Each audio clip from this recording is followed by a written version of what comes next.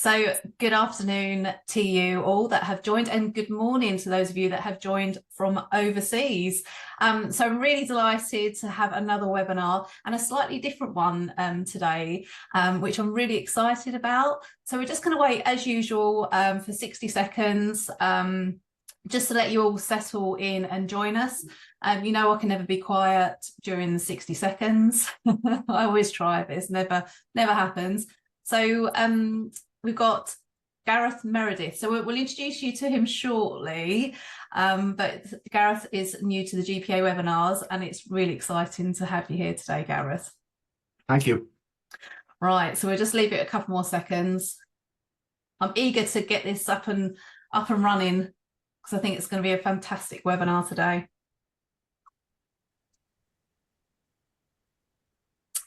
Okay, right, let's start, shall we? So as I said, welcome to today's webinar, and good morning and good afternoon to everyone. We have a webinar in partnership with UKG, and today's session is going to be the Payroll's Professions Guides to Building Effective Relationships. And I think this is a really, really important message and session, really. And we have Gareth Meredith. So I'm going to be quiet and I'm going to pass the reins over to Gareth. So welcome today, Gareth. Thanks so much, Melanie. And I still don't believe you on that I'm going to be quiet statement for the moment. Melanie and I have we've had some great chats over the last number of days, and I love your energy, Melanie. So thank you so much for that lovely introduction. And hello, everybody. You are very, very welcome to today's webinar, and that is, of course, sponsored by UKG and hosted by the GPA. I'd like to start by just saying thank you so much to both, the company that I work for, UKG, and to the GPA for this incredible opportunity to come and speak to you all today about relationship management. I suppose we get quickly into our agenda. So what are we going to talk about today? Well, a couple of things.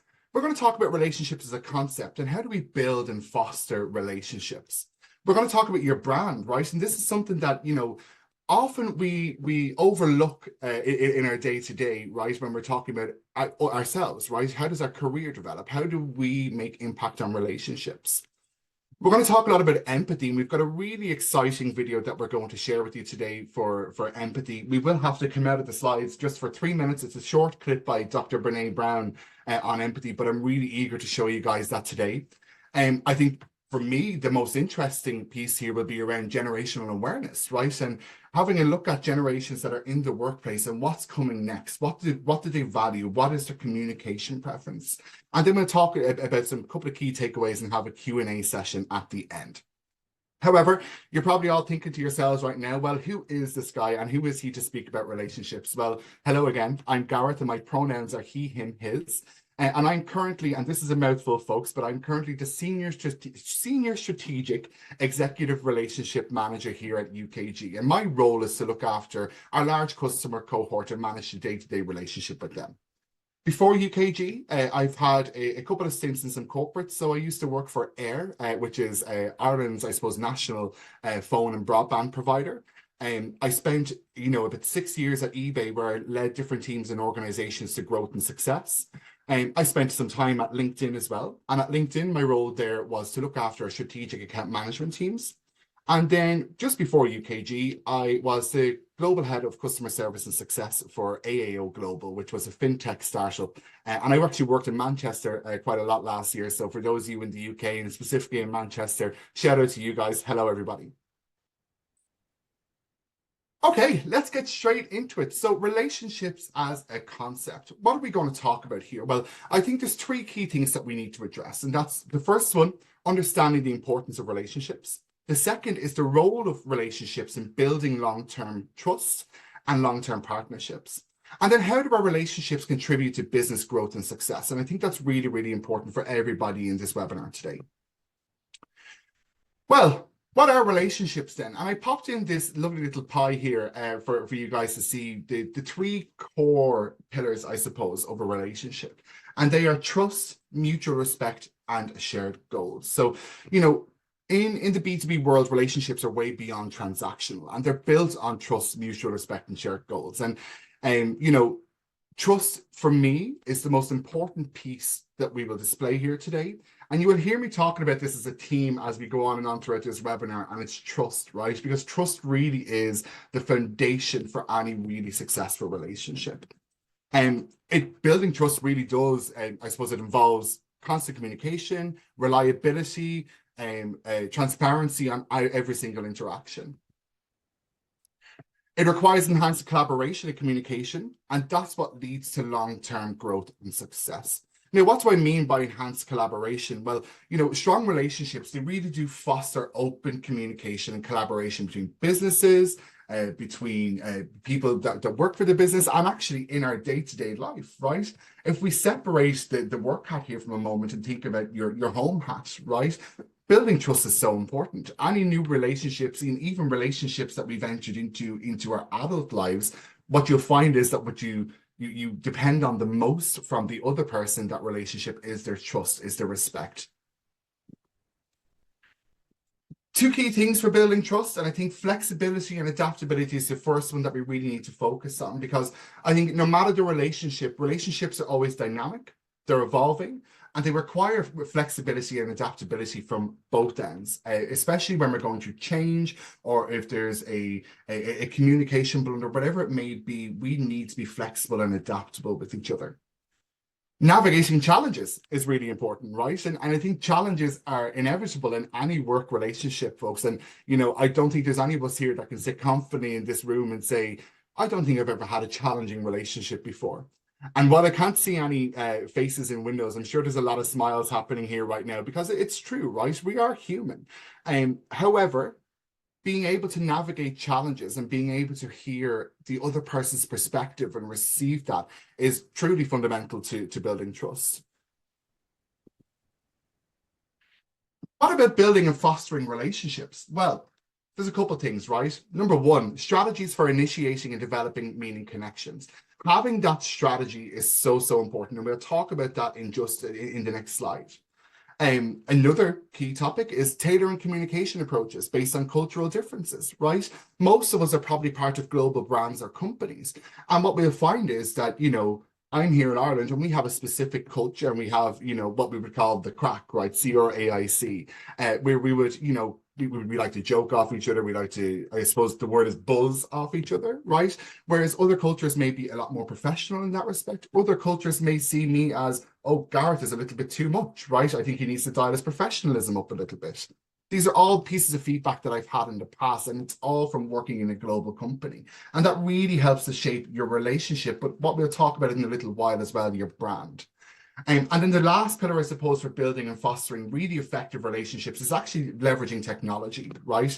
And build your relationship in a global context. And what do I mean by technology? Well, there's lots of technology that we use day to day, right? We're on Zoom right now. For anyone that's global, you don't necessarily need to get up on a plane and fly out to meet someone for a meeting. We've got Zoom, and that channel is always open for us. That's just one example. And of course, we will get into a couple more examples as we move on. So, initiating meaningful connections, and I want to pause on this just for a couple of moments, right? There's two things. There's understanding needs and there's demonstrating value. But in order for us to demonstrate value, we need to understand the needs of that relationship or that connection first. And I think it's really important that we take the time to listen and understand goals, challenges, and perspectives from that other person, right? So you're sitting in the payroll department. You may be dealing with somebody from finance or HR, depending on where you sit, right? But those guys will have very different expectations of their relationship, and they'll have different goals, and they'll have different challenges. And I suppose us being the unicorns that live in the payroll world, it's up to us to be understanding of their needs, and to adapt and to flex and to tailor our approaches to meet their specific needs. But then how do we actually demonstrate value, right? So we understand that person's needs. We know, okay, Melanie, I'm just going to pick on Melanie because she's the only face that I can see on the screen at the moment. But okay, Melanie, I understand your needs. Let me tell you how I can demonstrate value. What is your unique value? What's uniquely you that you're really, really great at? And how can you bring a little bit of you to address pain points and to add value into your interactions? And, providing that insight and expertise is really, really important. And we'll really double click on expertise in a couple of moments when we speak about brand.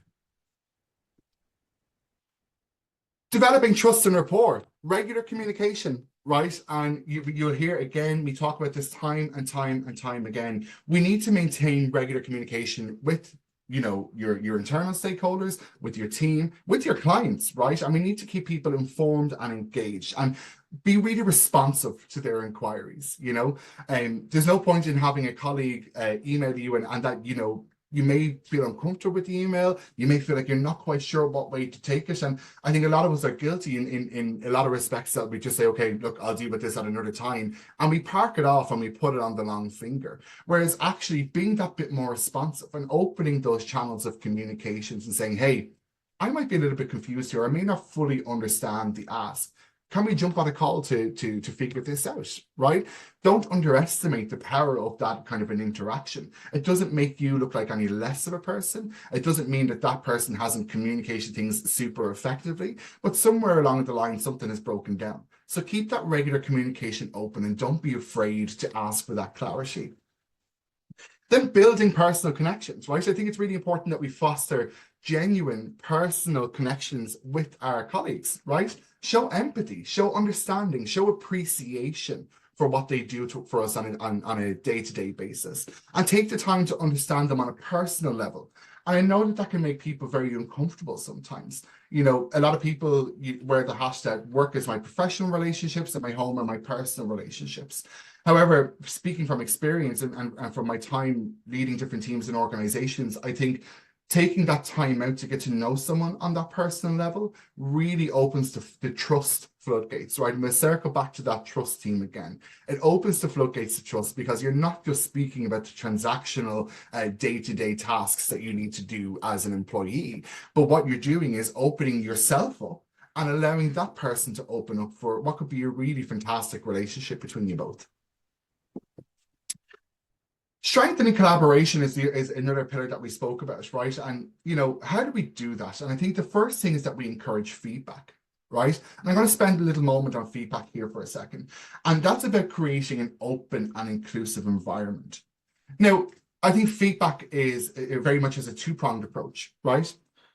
You can accept feedback and you don't have to accept feedback. And that's one of the prongs.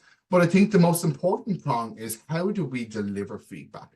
And how do we ensure that, you know, someone that we're working with on a very tightly deadline project, things might not be going very well for us at the moment, and you want to give some feedback.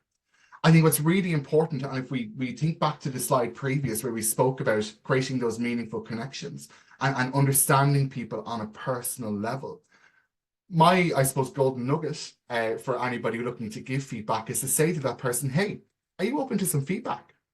Because what we don't know is what has that person gone through all day at home, right? What was their week like? Maybe they've just come off a call previously with their manager and maybe it wasn't a call that they expected to have. It may have upset the rhythm of their day or whatever that may be. This is reality, guys, right? This happens on a day-to-day basis. And by asking that person, hey, are you open to some feedback right now? Again, we're building trust, right? Because what we're not doing is forcing a situation onto them. And albeit it may be feedback that needs to be given, right? But there is always a time and a place. And by opening those doors and by asking somebody, are you ready or are you okay to hear this feedback? And they may well say no. And if they do, it's up to us to say, okay, not the right time and place. We'll schedule some time for it maybe tomorrow or the next day, right? And we'll figure out a right time that feedback needs to be given. Collaborative problem solving, right? We need to approach challenges as a team. And again, that all double clicks down to trust. We demonstrate flexibility and our readiness to adapt. And I think the most important piece for me here at the end is celebrating the wins. When something goes really, really well, how do we celebrate that?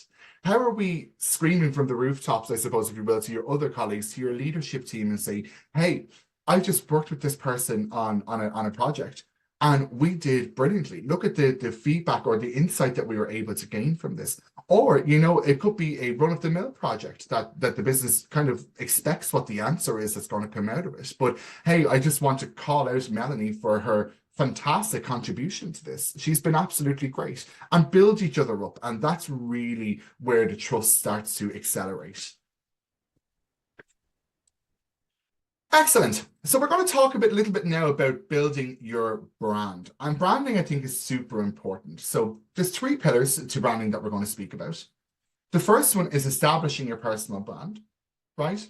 The second is around building the trust and credibility. And then again, we're going to put that extra lens on those meaningful relationships. And how does that fall back into the brand piece?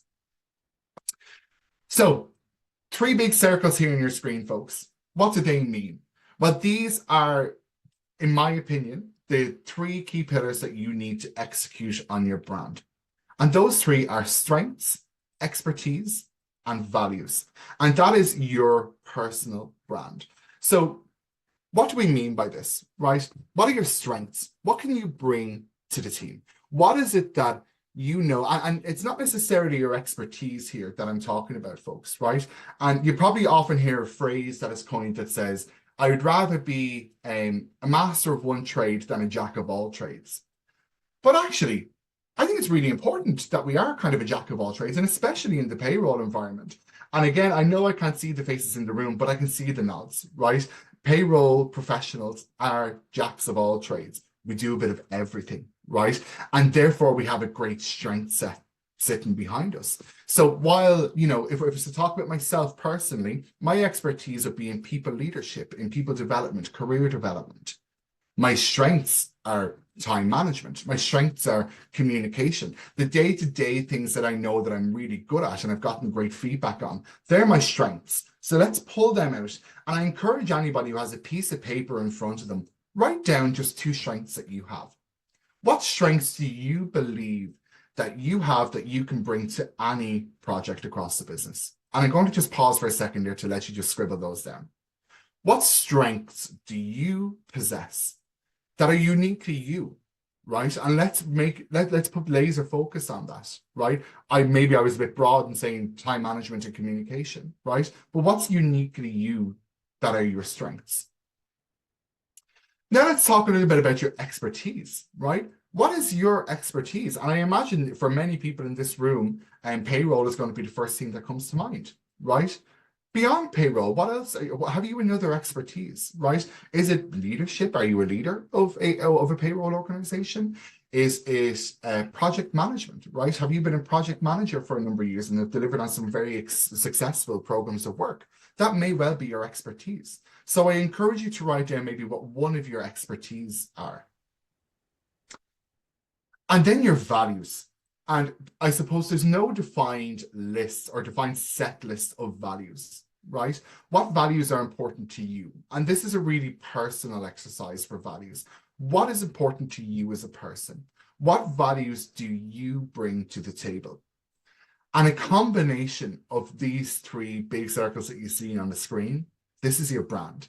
And I encourage you all to take that away and to spend some time. And again, this isn't a magic wand exercise, right? This doesn't mean that, oh, Gareth has just given me what my brand is. I'm going to run away and run with this. If you do, fair play to you. You obviously know what your brand is, right? But if not, I do encourage you to take this away.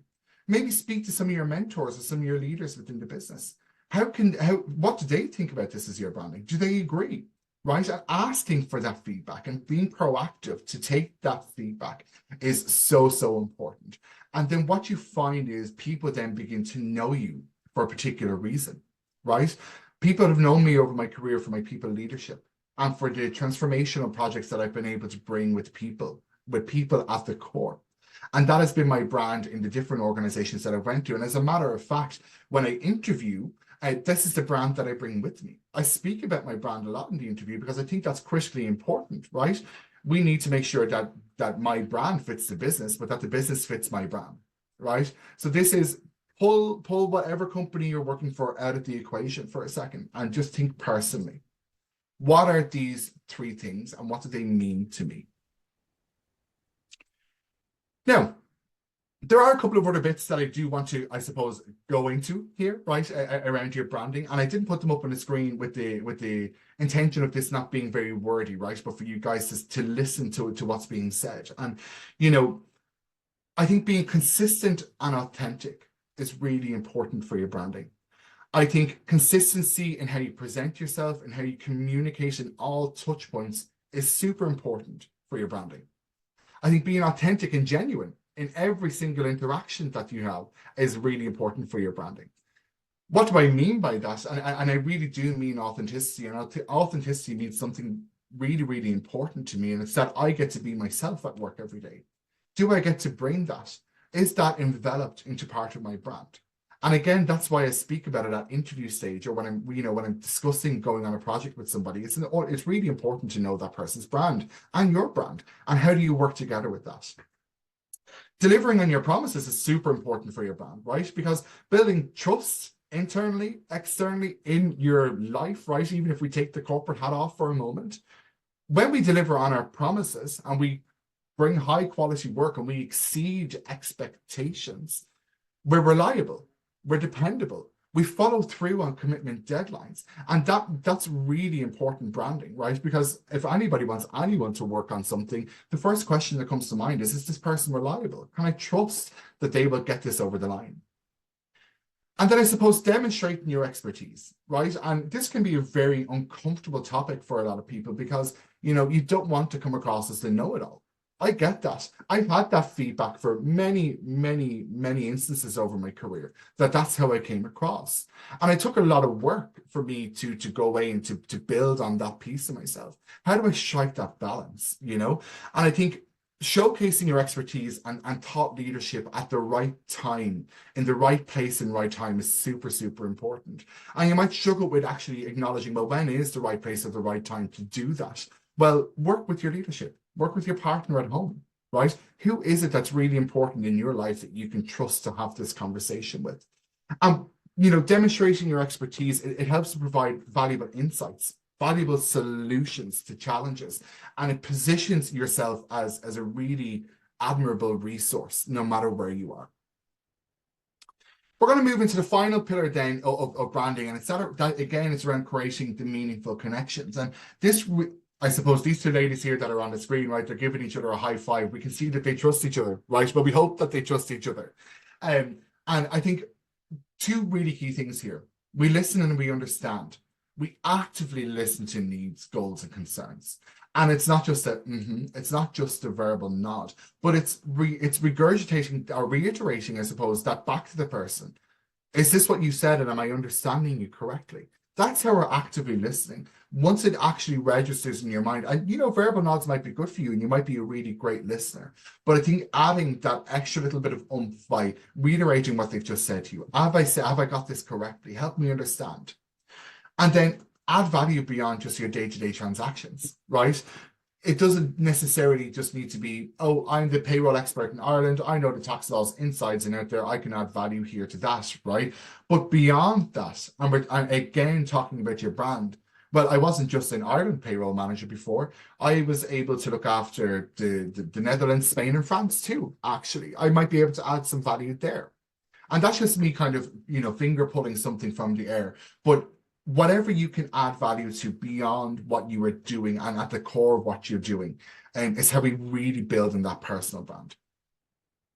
So I have put together a bit of a recipe for success for you guys on branding, and we're going to run through that just a little bit now. And there's 5 things here, right? The first is authenticity.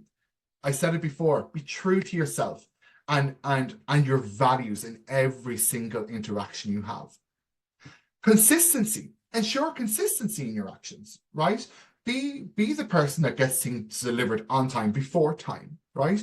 Be the person that delivers exceptional quality work every single time. And this consistency also filters down into your communication, into your delivery of service, right? Be the consistent individual. And I suppose consistency generally, in the best terms, equals reliability, right? Expertise. Continuously develop and showcase your expertise, and that helps you to establish credibility and trust, right? We spoke about that already.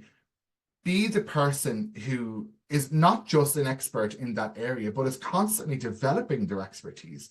Yes, you can be an expert, but not for forever, right? You need to keep yourself fresh. You need to keep yourself relevant and updated on what that expertise is. I think we can all agree that we're in an ever-changing world, an ever-changing environment.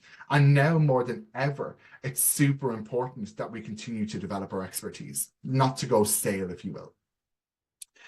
Empathy, and we're going to touch on this in just a moment, okay?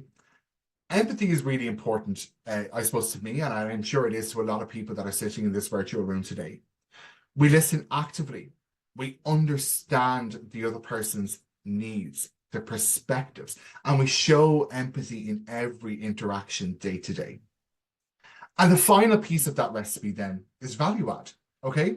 Go above and beyond. We spoke about this already. Go above and beyond, add value, foster loyalty, get an advocate for you in a room, right? And when you're constantly adding value, people become your advocates. And, you know, I don't know how many people here in the room maybe have end of year processes or appraisals or whatever that may be. But as the person who has this recipe for success mastered, who's authentic, who's consistent, who's an expert, who demonstrates empathy and adds value in all of their interactions, I guarantee you that you won't just have one advocate in that room for you, which is most likely your leader in most cases, but you will have several advocates in the room in that discussion because, you know, you are the person that brings everything to what you do. And that's difficult. And let's take a moment to recognize that for a second. That can be very, very difficult. It's not something that as humans that we have the ability to do 100% all of the time. It's okay to have a bad day. It's okay to have a bad week, but it's how we learn from that. It's how we reflect on what that was and then develop, right? That it's authentic to do things wrong from time to time. It's authentic to not have the desire to do things from time to time. That's reality, folks. We are human beings, right? But it's how we learn from it and it's how we pick ourselves up and move on from that that really develops and defines our brand. Now, that's what I have for you guys for today on branding. So what I'm going to start speaking about is empathy. I do have 4 things that I want to run through in empathy. And then just after this slide, I'm actually going to stop sharing my screen just really, really quickly for a moment and jump over to a separate screen where I will play a small clip for you on empathy. So what we're going to do is we're going to understand the power of empathy, right? And that's going to come through this video. We're going to talk about practicing empathy in your interactions and demonstrating empathy in problem solving. But then above all else, how do we create an empathic culture? And a culture where everybody has the ability to take perspective and relate to that perspective within themselves. Because if we can create a culture of empathy, well, then I can assure you we will have people that understand each other a lot more, people that trust each other a lot more. And when that trust is there, that's when we succeed. So just very briefly, guys, I'm going to very quickly stop sharing my screen. And I am going to share a new screen with you all.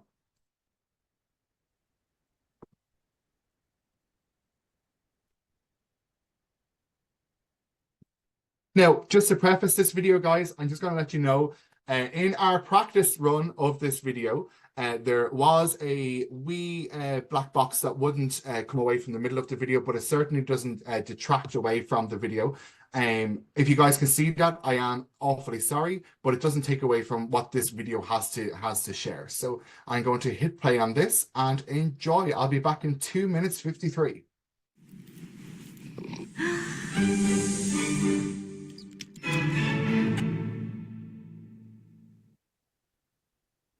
So what is empathy and why is it very different than sympathy?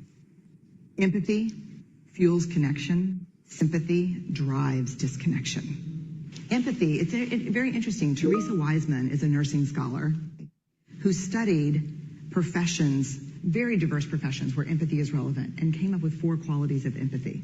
Perspective taking, the ability to take the perspective of another person or recognize their perspective as their truth. Staying out of judgment, not easy when you enjoy it as much as most of us do.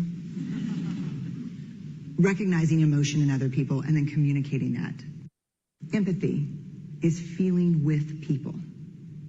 And to me, I always think of empathy as this kind of sacred space when someone's kind of in a deep hole and they shout out from the bottom and they say, I'm stuck, it's dark, I'm overwhelmed. And then we look and we say, hey, climb down. I know what it's like down here, and you're not alone. Sympathy is, ooh, it's bad, no. You want a sandwich? Empathy is a choice, and it's a vulnerable choice, because in order to connect with you, I have to connect with something in myself that knows that feeling.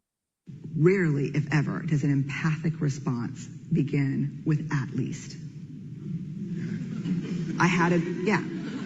And we do it all the time, because you know what? Someone just shared something with us that's incredibly painful, and we're trying to silver lining it. I don't think that's a verb, but I'm using it as one. We're trying to put the silver lining around it. So, I had a miscarriage. Oh, at least you know you can get pregnant. I think my marriage is falling apart. At least you have a marriage. John's getting kicked out of school. At least Sarah is an A student. But one of the things we do sometimes in the face of very difficult conversations is we try to make things better. If I share something with you that's very difficult, I'd rather you say, "I don't even know what to say right now. I'm just so glad you told me."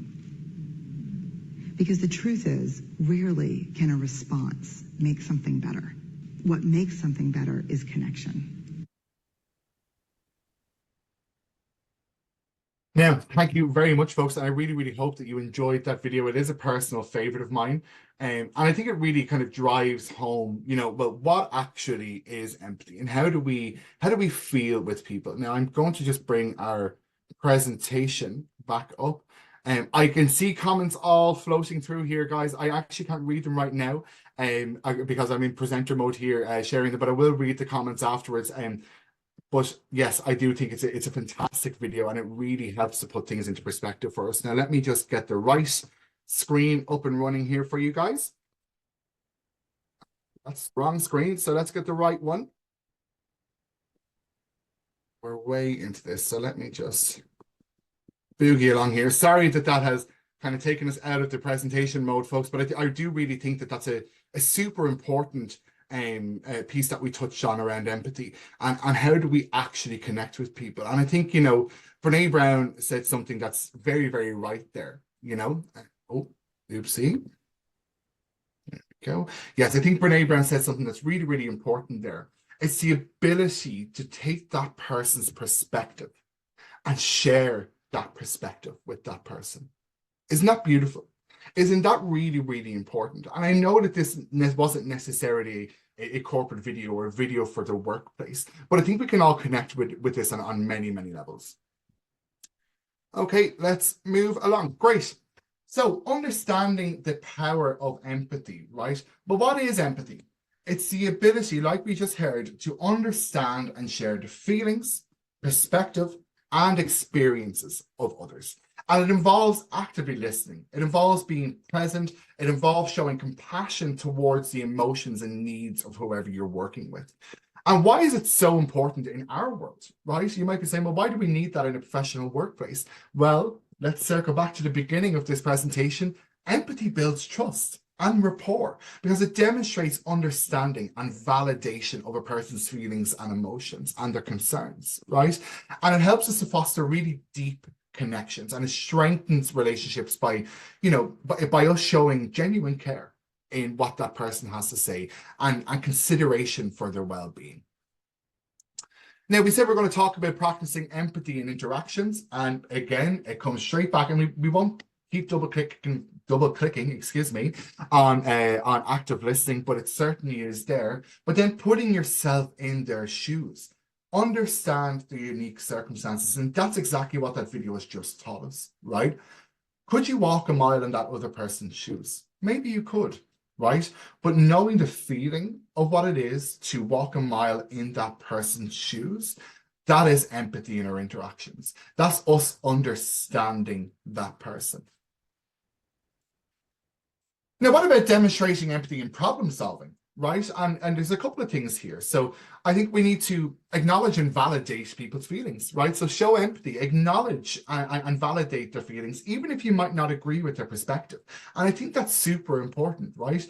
We're all human. We all have different beliefs. We all have different religions, different values, different lifestyles. Everything is different. And I think that level of diversity is what makes it really beautiful for us to have interactions as human beings, right? But, we don't always agree. I'm sure we can all agree here that we don't always agree. However, we don't have to agree with that person, but understanding them and understanding where they come from, that's the secret sauce here, folks. And, you know, reassuring people that their concerns are heard and understood, right? That's demonstrating empathy and problem solving. Because you could be sitting in a room and you might have a Kanban board, you might be brainstorming, whatever it is that you may be doing, jotting ideas down and trying to solve or root cause analyze a specific problem. And we've all been in those situations where they get heated, right? Because one person has one opinion and you might have the very opposite opinion of that. And that's okay. What makes for very powerful problem solving is that we don't argue back and forth about that with each other. Actually, what we do is we understand the perspective, right? There's no harm in that whatsoever. And offering support and assistance to them, even though you may not agree, how can I help? Right? That's you beginning to, what we're going to go into right now, creating a culture of empathy. What is creating a culture of empathy? I think we need to lead by example here, right? And we demonstrate empathy in our own interactions with our clients, with our colleagues, whoever it may be, right? And, you know, as a company, or for any leaders that are sitting here on the call, provide training and resources for your employees, help them to develop their empathy skills and enhance their emotional intelligence. Because what we're going to start discovering, and it's a very interesting segue from one piece into the next, is that, you know, generations behave differently. And the common denominator amongst all generations and successful interactions with all generations is empathy, okay? So let's talk about generational awareness. Sorry, this isn't clicking for me. Here we go. Couple of things that we're going to touch on here, and I think this is a really interesting conversation. We're going to and let me actually also preface this by saying we're going to make some, I suppose, general statements here, right, about different generations. When the purpose here is not to tar everybody with the one brush, because I can tell you that I relate to a bit of everything from baby boomers right away up to Gen Alpha, right? But this is, generally speaking, I hope it gives you guys a couple of laughs along the way. But I think this is really, really important. So we're going to understand millennial and Gen Z expectations, because they actually currently make up around 60% of our workforce, folks. Millennial and Gen Z. Sorry, that's wrong of me. In the next 5 years, millennials and Gen Z will make up about 60% of our workforce. Adapting communication styles and service delivery for different generations, and then anticipating and addressing the unique needs of Gen Alpha, because Gen Alpha guys, I can't assume how many of you guys here have children or whatever on the call, but they're your kids, right? Born from 2013 onwards. A lot of you probably have children that are within that range, right? This is Gen Alpha. Imagine that in about 5 years' time, they will represent in and around 25%, 20 to 25% of the global workforce. How interesting is that? That's really interesting. But are we ready for that? Are we ready for the digital natives? And we'll get into that in just a couple of moments. But before I get into that, what I want to do is I want to pop up a poll. And I know Melanie said she was going to be so kind as to pop the poll up for me. So we'll just give that a second and allow that to happen. Right, so we're going to launch it now. So this is a really interesting poll. I think this is a geeky side of me. Yeah, me too. Me too, Mel. Yeah, I really, really like this, right? So what we want to understand from you guys is what bucket do you fall into here? What is your generation? I'm going to give you about 30 seconds to a minute to get your responses in there. Yeah, so I do have like this target that I always like to hit. Oh, I'm glad, Lindsay, you love the poll. It's a great one. And because I can see the results, so I'm obviously not going to say anything, but you guys have made me feel a little bit better. So, Gareth, do you want to give it a few more seconds, or are you happy to? We'll just give it a couple more. How are you doing on responses, Melanie? We've done brilliantly. People are loving the poll. This is actually the best results in respects of people answering. So thank you, everyone that has answered. Brilliant. Okay, I'm happy to close that, Melanie. If you have, I can't see the results, so I'm sure you have them there. I'm going to launch them now. There you go. There's your results. There we are.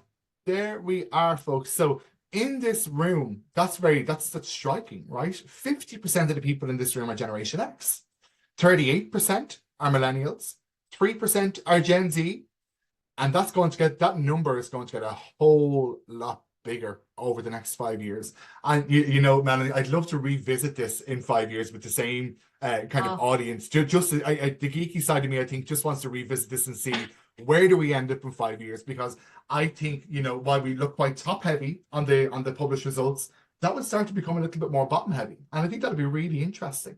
Yeah, well, I will say, Yanita, I agree with you. I think we're maybe in the same category. It is maybe time to retire. Well, I'm very happy for all you guys that are on that lovely road to retirement. I'm very jealous of all of you.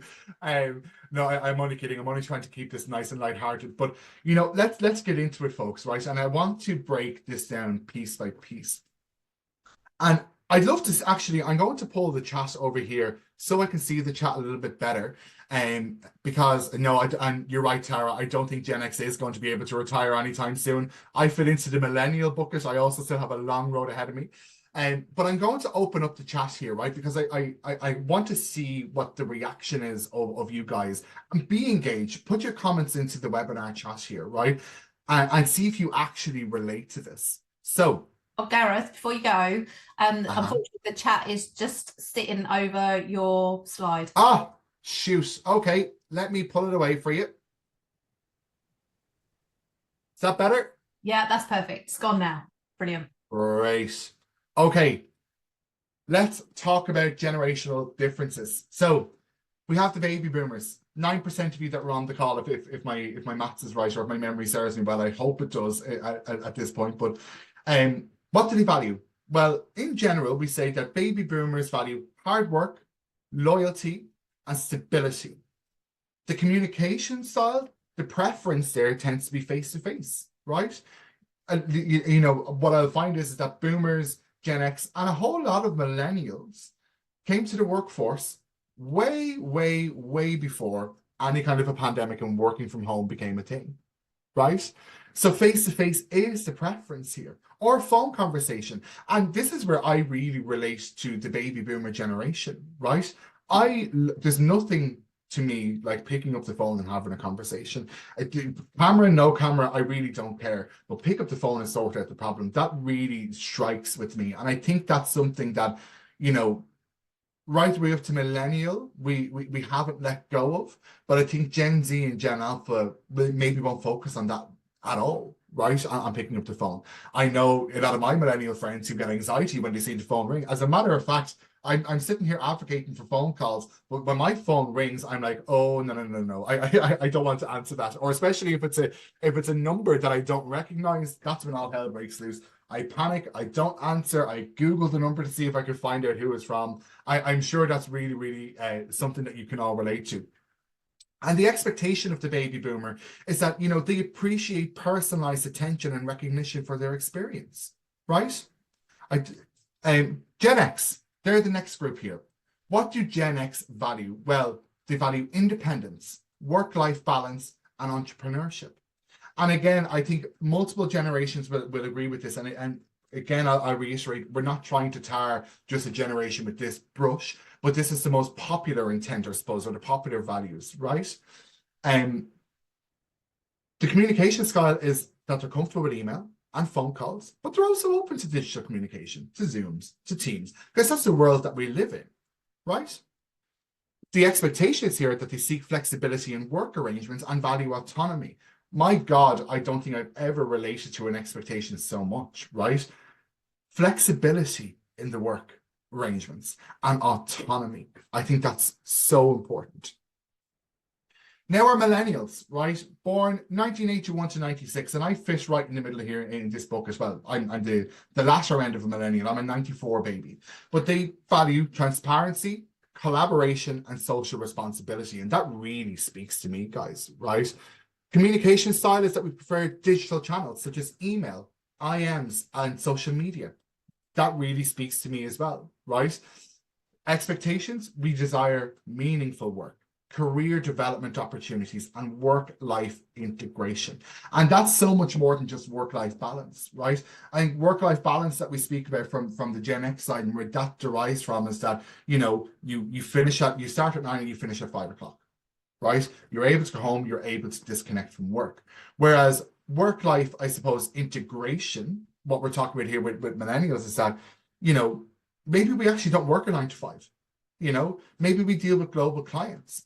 I might start my morning at 8 o'clock because I have a couple of calls there, but then I might not have anything until 3 o'clock when my American colleagues come on. And during that time, I'm going to integrate my life into my work, and I might go ahead and do some of my life things there, right? So that, you know, I suppose the chain isn't on the collar for the desk, right? We can integrate work into our day-to-day lives. Then we've got Gen Z. What do they value? Well, in general, diversity, authenticity, and technological proficiency. Now, that's a whole lot to speak about, right? But what do we mean by that? You know, I think diversity is super important. Gen Z come from, you know, the era of social media, right? When things weren't just, you know, oh, I'm in little old Ireland with everybody that's little old Irish, right? We have a very diverse nation now. And not just from people immigration to this country, but because of I suppose, the power that social media has unlocked for us for diversity. TikTok, Facebook, Instagram. I don't know if anybody else is in my bracket here and remembers the likes of Bebo, MySpace, right? All of these things that we would have had in our lives for such a long time are what kind of really opened the doors to diversity and inclusion for us. And Gen Z have really embodied diversity and authenticity as their value set. From a communication style, Gen Z generally tend to be highly digital natives, right? And I even see the difference between myself and my partner. My partner was born in 97, right? And it's so funny that I'm kind of at the latter end of the millennial, and he's at the beginning slot of Gen Z. And I couldn't tell you, and I don't know how many other people might want to join into the chat here and agree, but I couldn't tell you how to make a TikTok. I know how to scroll on it, right? I can certainly do that much and follow and like and comment. Ask me to make a TikTok. Guys, I'm 29. I wouldn't even know where to start. I actually did try before, and I looked and I went, I can't do this. This is so embarrassing. And I had to get Tony, my partner, to actually come along and do that for me. And they prefer short form content, right? So we're talking reels, we're talking all of these different things that's nice and short, right? And then their expectations, right? Crave authentic experiences. And that comes back to their value set. Personalized interactions and opportunities for self-expression. That's really important to Gen Z. And we're getting used to that right now. Gen Z are, as we can see now, don't make up a whole lot of this room, right? 5%. But in 5 years' time, I would dare say that would be up at 25, 30% on their own, right? I can see that happening. And we are currently hiring Gen Z. And I'd love to hear some of your thoughts in the chat, and share amongst each other there in the chat as well, your thoughts around Gen Z. Have we actually got ready to hire these guys? Are we digitized, I suppose, enough to accept the Gen Zs that are about to come in? Especially Gen Z who are the later period of Gen Z, right? And yes, they may only be about 12 years of age now, but in 4 years' time, they want to start looking for their summer job, right? And they're going to spill into that Gen Alpha period too. Are we ready for these two generations? Are we technologically advanced enough for these generations? And I think, you know, generational I suppose attitude to work, if you will, is very different from baby boomer right the way up to Gen Alpha. Right? If we speak about Gen Alpha, I've just popped this in here as an emerging generation, right? Because they are still young, but they're growing up in an increasingly digital and an increasingly interconnected world. And the potential expectations here are that they're likely going to value technological fluency, environmental sustainability, because that's all we're hearing about nowadays too, and social impact. What are we doing as businesses? And when we speak about branding, right? Even not just our personal brand as a hiring manager who would hire these future generations, but let's talk about us as a company. Are we good enough from an environmental sustainability point of view? Are we promoting that enough? so that we attract this new talent that's coming along. The same with our social impact. What about our digital world?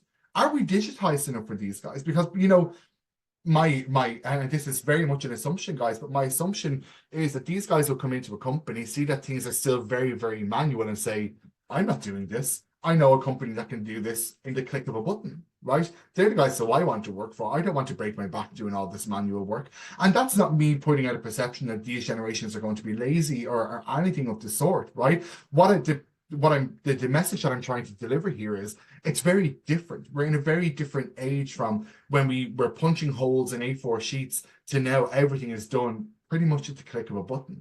Are we ready to take on that talent? And as businesses, what are we doing now to prepare ourselves for that going forward?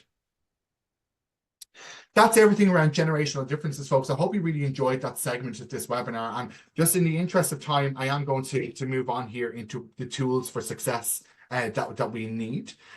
So without further ado, I think to be successful in our relationships and to be efficient going forward, you know, CRM, whatever it may be, centralize our data, centralize our interactions, open up a team, a Slack chat, whatever it may be between you both, and keep your projects centralized and your communication on those centralized.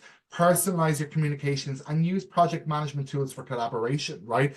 And there's a couple of them that I've used before, and I think one in particular, there's a few I like Trello, I like Twilio, there's a couple of different project management tools that I really enjoy. But use them for your collaboration, right? And keep everything centralized and ensure transparency and accountability.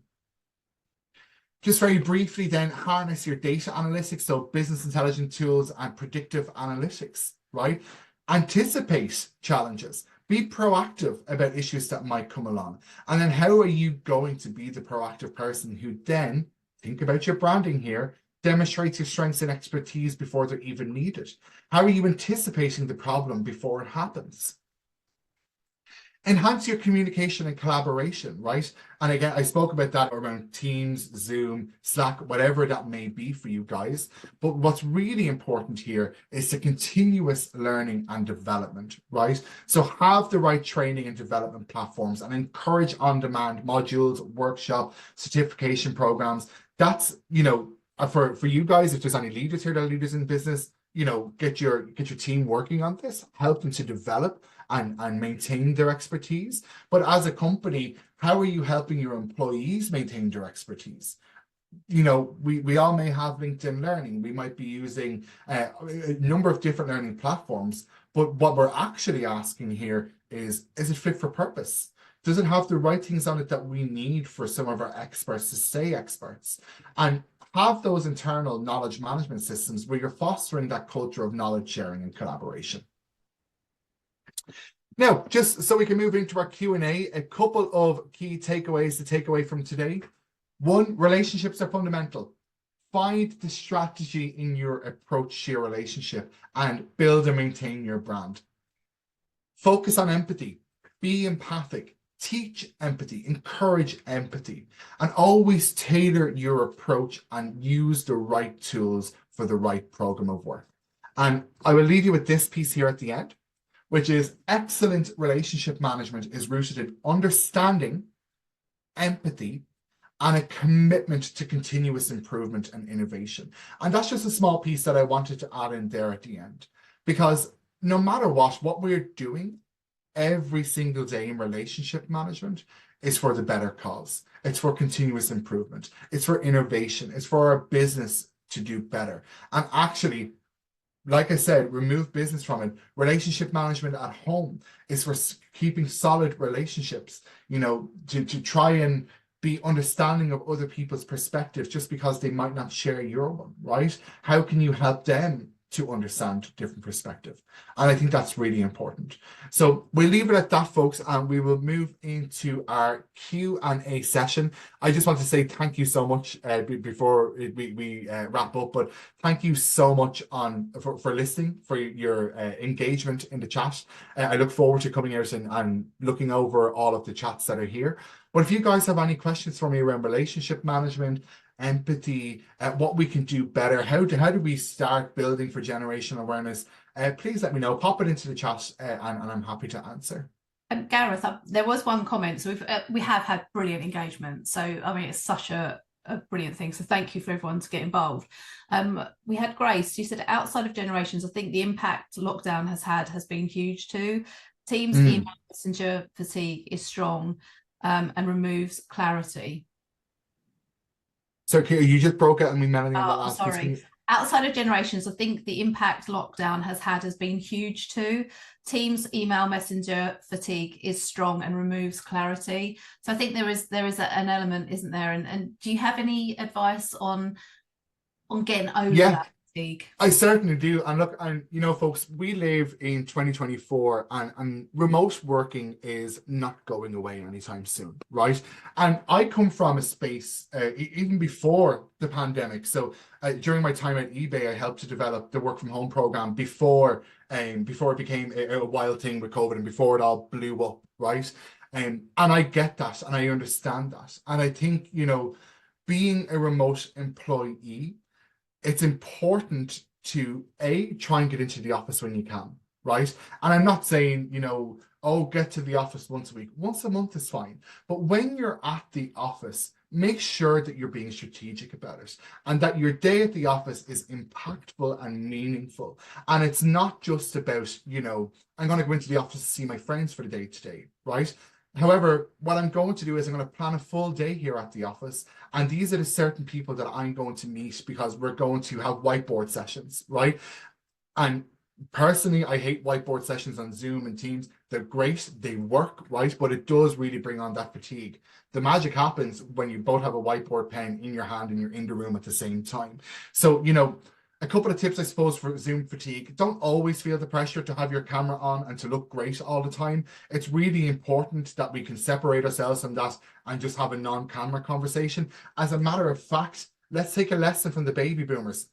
Pull it out of Zoom and Teams completely. Can we not just pick up the phone and have a conversation with our headphones on while we're outside on a bit of a walk with the dog? Encourage that. This is what we should be encouraging because we can't be chained to our desk and chained to Zoom and chained to Teams every single day. You may well have that Zoom conversation, but you're having it out and about in fresh air. Go out and have that little walk around the block. And I think, you know, they're not huge nuggets of wisdom, but they're small little things that we can do to make it more bearable and manageable. So we have time for one more question. So thanks, Ricardo. What's the best way to keep up with all generations' values or principles? I mean, I don't think that's possible, right? I really don't think it is for one person alone to do that. And I think where that actually sits is within HR and development or organizational development teams within your organizations, right? I think it's not up to one single person to know everything, but it is up to the company to ensure that we're creating safe psychological spaces for all generations to feel heard and feel seen, right? There is no secret recipe to it, guys. It is all trial and error, and it really does come back to what are your company's values? You know, it really does come back to that, and what is the value strategy for the year ahead? What are you doing to deliver on that? And it's within those little pockets that we're able to bring that generational awareness and have info sessions like this where we can get everyone from every generation discussing and talking together. I think there's absolutely no harm and great benefit in that. Okay, so we've got 1 minute, Gareth. I don't know if this is going to be too long to answer. Go for it. Do you feel companies would benefit conducting in-house training on this subject, i.e. empathy in the workplace, and or something on the different generations where this is so overlooked and workplaces are more culturally diverse? Yes, yes, yes, yes, and yes again. If you're not having this conversation, guys, it's a bit late, right? We need to get on this train and have these conversations. You know, you may have people within your organization. I'm happy for people to reach out to me also on LinkedIn, you know, of course, if there's talks or anything like that that you needed for your company. I don't know, Mel, if you can share my LinkedIn details after this, but if anyone is on the GPA, you will see I'm tagged in pretty much everything. Please connect with me, ask these questions outside as well, because I'm very happy to ask and to share and to maybe do a couple of things for you guys. But yes, this is so important. This needs to be happening from an employee wellness perspective, right? This is a very long-winded answer to get into, and I'm not going to be able to get into that within this minute. I'm sorry, Melanie, maybe I can't answer that one in that short amount of time. But whoever asked that question, reach out to me, link in with me, connect with me on LinkedIn, and I'm happy to discuss that further with you guys. Well, I just want to say we've had amazing feedback on this session, so we'll have to bring you back.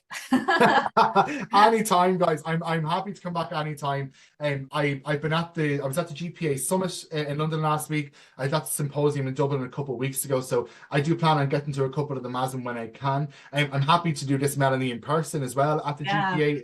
That was something that you feel might be impactful. But I look forward to seeing you guys hopefully face to face in the near future. Well, we'll definitely get you. Oh, I know you've said it. You're definitely going to have to do something face to face. So thank you so much. As Gareth has said, if you want to contact him via LinkedIn. Any issues, you guys have got my LinkedIn details and my email address, but everything will be shared. Gareth, I want to say thank you, and I will see everyone again in the near future. Thanks, folks. Thanks, bye.